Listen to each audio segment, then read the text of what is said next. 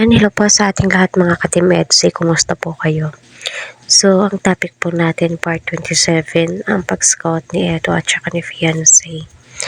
Ayun nga po, ay itong si Fiancé ay nag-mission na po together with Kalingap Eds, Kalingap Patrick, at may mga iba pa po yang kasama para ma-experience naman po ni Fiancé, So, abangan po natin, parang part 27 na po ito kasi si Rob ay pinag-iisipang mabuti kung i-upload nga pa to. Para sa akin, mas mainam na i-upload ni Kalinga Prab kasi marami ang gustong mapanood kung ano po yung nangyari sa pag-i-scout po nila, ano po yung reaction ni Fiancé sa mga taong napuntahan po nila. 'Di ba? So, magwo 1 week na ba? Ilang araw na.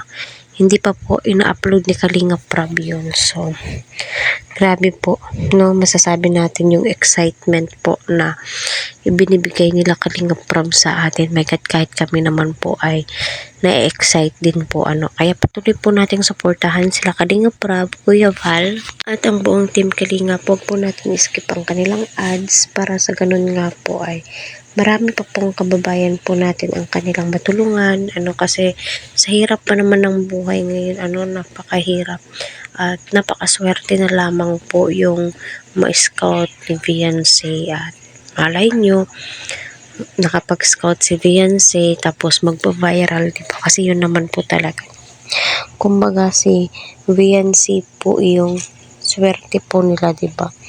So, yun na nga po, abang-abang po tayo kasi ang pagkakaalam ko is ipa-part 27 po yun ni Kalinga Prab. Grabe.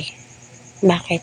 Ang tagal i-upload ni Kalinga Prab yung pag-i-scout ni Edo at saka ni Fiancé. Alam naman po natin lahat na marami nga po ang nag-aabang at naghihintay, diba?